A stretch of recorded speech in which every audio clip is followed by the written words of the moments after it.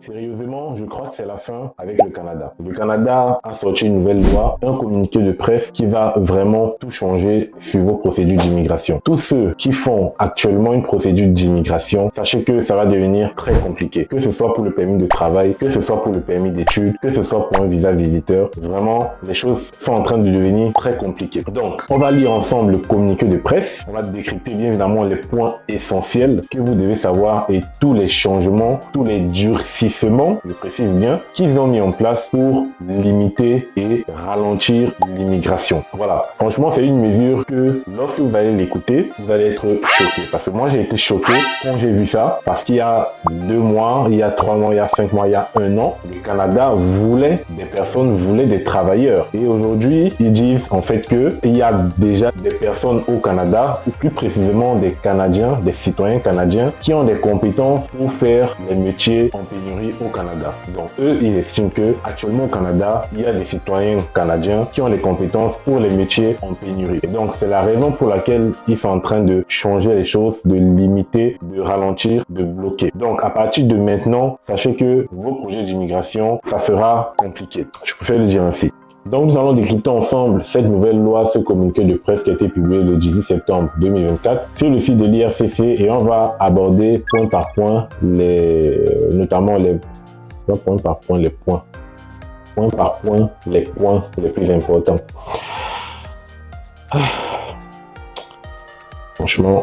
Donc, on va aborder ensemble les points les plus importants si vous avez actuellement un projet d'immigration pour le Canada ou si vous prévoyez d'avoir un projet d'immigration pour le Canada. Donc, il y a des choses qui vont jouer dans vos procédures et qui vont considérablement affecter votre procédure. Donc, avant de commencer, moi, c'est Destination Ailleurs. Si tu as essayé de regarder sur la chaîne, tu as remarqué que je fais des vidéos sur l'immigration et sur Campus France. L'immigration, notamment des pays comme le Luxembourg, le Canada, la Finlande, l'Australie, la Suisse, voilà, tous ces petits pays d'Europe qui offrent des perspectives très intéressantes et qui ne sont pas connues du public. Donc, mon but, c'est de faire connaître les alternatives qui s'offrent à vous pour ne pas seulement aller vers le Canada ou aller vers les États-Unis, mais également vous concentrer vers ces pays-là qui ont des offres très intéressantes. Donc, n'oublie pas de t'abonner si tu ne veux pas manquer de nouvelles exclusivités dans l'avenir. Et donc, n'oublie pas également d'activer la cloche de notification parce que c'est important si tu veux être le premier à regarder les vidéos parce qu'en termes d'immigration, les choses passent vite, il y a des délais et il y a bien évidemment des exigeants. Donc le plus tôt possible, ce serait le mieux. Donc je vais arrêter de fanfaronner et on va revenir au vif du sujet. Là, j'ai sur moi le projet de loi, pas le projet de loi, mais plutôt la loi qui a déjà été adoptée, qui est sortie. On va voir ensemble avec l'enregistrement. Donc là, je vais commencer à enregistrer pour que vous puissiez avoir accès à cela sur votre écran. Voilà, donc comme vous pouvez le voir ici, on va lire le renforcement des programmes de résidence temporaire pour des volumes durables. Et donc moi, je vais commencer sur la partie la plus importante qui est ici. Voilà, là, les choses deviennent plus intéressantes. Ici, on va remarquer que IRCC a annoncé une diminution du nombre de résidents temporaires passant de 6,5% de la population totale du Canada à 5% d'ici 2026. Ça veut concrètement dire quoi? Ça veut dire que le Canada veut réduire le nombre de personnes qui sont résidents temporaires au Canada, actuellement de 6,5% pour passer à 5% en 2026. Ça fait quand même une diminution de 1,5%, ce qui est un chiffre considérable quand on sait qu'il y a des milliers, et vraiment des milliers et même des millions de personnes actuellement au Canada qui sont résidents temporaires. Donc, la première des choses à savoir, c'est qu'ils veulent réduire le nombre de résidents temporaires. Et tu vois que ça joue déjà sur la procédure. Et donc, pour continuer, ils disent que pour arriver donc à cet objectif de réduction du nombre de résidents temporaires, le gouvernement fédéral prend des mesures pour gérer l'augmentation du nombre de résidents temporaires et demander des comptes aux employeurs qui utilisent le système à mauvais escient.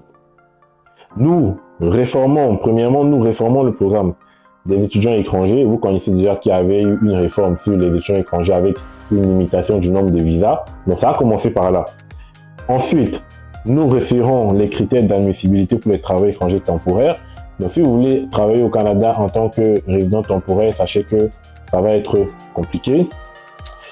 Nous renforçons la conformité des employeurs de façon plus stricte, la conformité des employeurs, voilà, parce que les employeurs, pour vous embaucher, doivent répondre à des exigences spécifiques, et donc ces exigences-là vont être encore plus renforcées.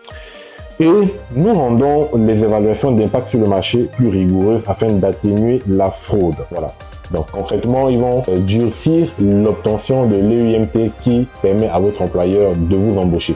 Vous voyez que ça n'arrange pas les choses. Il y a un an, le Canada avait fortement besoin de travailleurs et aujourd'hui, en fait, avec cette nouvelle loi, ils estiment que actuellement au Canada, il y a déjà des citoyens canadiens qui sont comblés en fait la pénurie de main-d'œuvre. C'est pour ça qu'ils ont fait cette loi.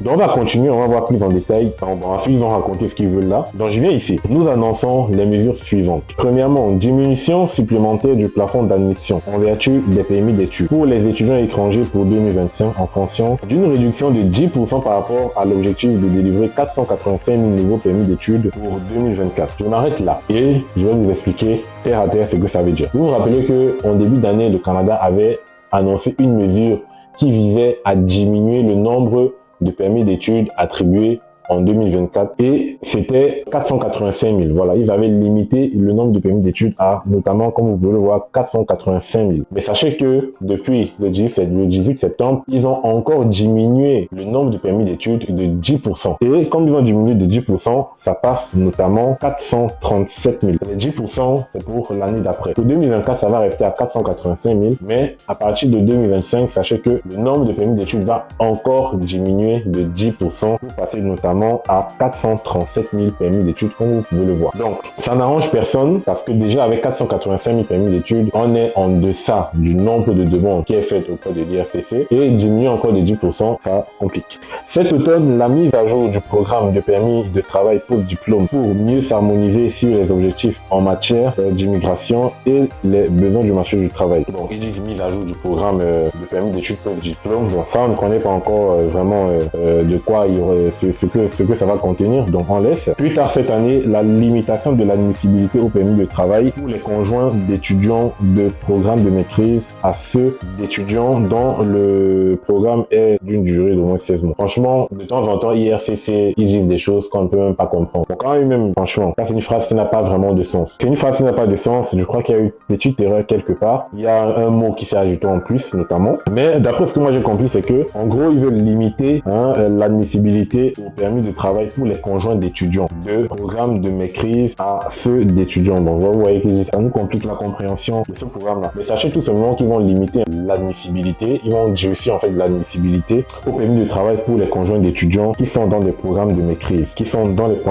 Voilà. Donc si vous avez un conjoint que vous voulez ramener au Canada, sachez qu'il y aura en gros une limitation de l'obtention du permis pour vos conjoints. Donc plus tard cette année, la limitation de l'admissibilité au permis de travail aux conjoints de travail étrangers qui occupent des postes professionnels ou de gestion. Voilà. Si vous êtes travailleur étranger qui occupe un poste professionnel ou de gestion, sachez également qu'il y aura une limitation de l'admissibilité au permis de travail pour vos conjoints. Voilà. Donc, ensuite, ils disent, comme de nombreux pays, le Canada est confronté à un plus grand nombre de demandes d'asile. Ça, c'est pour les demandeurs d'asile, donc ça, c'est pas intéressant. La mise en place d'une obligation partielle de visa pour les ressortissants mexicains, c'est pas important. L'amélioration du traitement des demandes tout en assurant l'équité et l'intégrité du système d'asile. Ça, c'est pour les demandes d'asile, c'est pas important. Ici, c'est important, il parle ici de l'examen du processus de décision concernant les visas, que nos agents hautement qualifiés aient les bons outils pour repérer la fraude et réduire le nombre de visiteurs non authentiques. En gros, il dit ici en fait qu'ils vont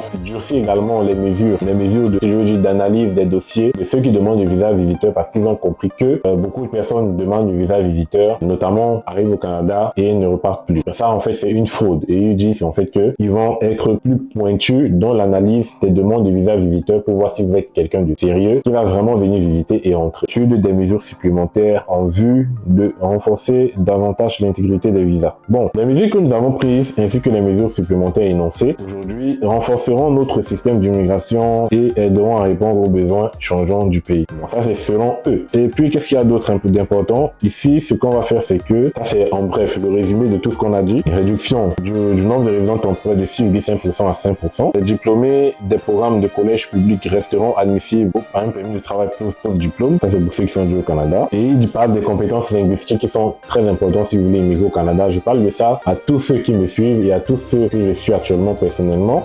Le test de langue, c'est très important pour immigrer au Canada. Donc là, il vous recommande un niveau 7 minimum. Et pour ceux qui sont ceux qui vont étudier, par exemple, dans les 6 jeunes, ça sera un niveau 5 minimum. Voilà, en gros, c'est ça. Ensuite, ça c'est les budgets et tout, c'est pas important. Ici, il y a aussi pas mal d'informations. Bon, ça a été publié le 6 août, mais il y a des trucs qui changent. Donc ici, il parle de l'application cohérente de la politique de plafonnement à 20% du travail étranger temporaire. Cela inclut la politique relative à la double intention qui s'applique aux travailleurs étrangers temporaires qui ont l'intention de demander la résidence permanente. Les employeurs qui utilisent ce volet seront soumis à des directives plus strictes. Donc en gros, ils vont plafonner à 20% le nombre de travailleurs étrangers temporaires. Donc ça, c'est plafonné à 20%. Donc pour continuer dans les mesures, pour continuer notamment sur les nouvelles exigences de l'IRCC, ici ils disent qu'à partir du 26 septembre 2024, le gouvernement du Canada refusera de traiter les EIMT dans les volets des postes à bas salaire applicables au sein des zones métropolitaines de recensement où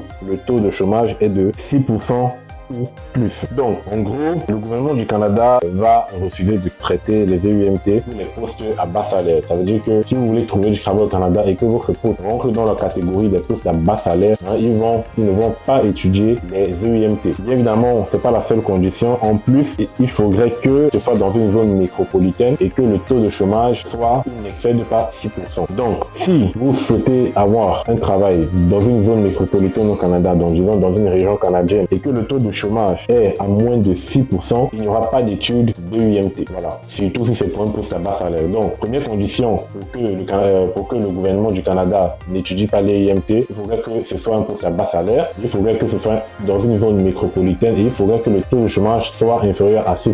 Voilà. Si les trois conditions sont réunies, il n'y aura pas d'études de UMT parce que déjà au niveau du taux de chômage, si c'est inférieur à 6%, il estime que, pardon, si c'est supérieur à 6% plutôt, il estime qu'il y a déjà donc des travailleurs dans la région qui peuvent occuper ces postes. Par contre, si le taux de chômage est bas, là, il y aura possibilité d'étudier l'EIMT. Ensuite, ils disent des exceptions seront accordées pour les emplois saisonniers et non saisonniers dans les secteurs liés à la sécurité alimentaire. Donc là, exception, si vous êtes dans le domaine de l'agriculture primaire, la transformation des aliments et du poisson, là, il n'y aura pas de souci pour l'EIMT. Ensuite, ils disent que les employeurs pourront embaucher jusqu'à 10% de leur effectif total dans le cadre du programme des travailleurs étrangers temporaires. Voilà. 10% minimum de l'effectif doivent être des travailleurs étrangers temporaires. Ce pourcentage maximum d'embauche s'appliquera au volet des postes à bas salaire. Il s'agit d'une baisse supplémentaire par rapport à celle annoncée en mars 2024. Ensuite, ils disent quoi? Ils disent que la durée maximale d'emploi pour les travailleurs embauchés dans le cadre du volet des postes à bas salaire sera réduite pour la faire passer de 2 ans à 1 an. Donc, avant, quand tu postulais pour un poste à bas salaire, tu avais un permis de travail, tu pouvais faire 2 ans de durée maximum d'emploi, voilà, chez l'employeur. Mais maintenant, ils ont diminué et c'est passé à 1 an. Voilà, donc ça veut dire que même si vous avez un permis de travail, ça sera 1 an chez l'employeur qui vous a embauché, ce qui n'est pas vraiment avantageux. Donc ensuite, ils ont raconté un tas de choses. Je pense que là, c'est tout. Donc vous avez pu voir ici que le Canada est en train de vraiment limiter l'immigration canadienne, surtout pour ceux qui sont à l'extérieur du Canada. Et ceux qui sont déjà au Canada, ça joue aussi parce que déjà, ils veulent limiter le nombre de résidents temporaires. C'est un peu pour dire que si vous êtes des résidents temporaires actuellement au Canada et que votre moment arrive, c'est-à-dire votre titre de séjour, votre permis arrive bientôt à la fin,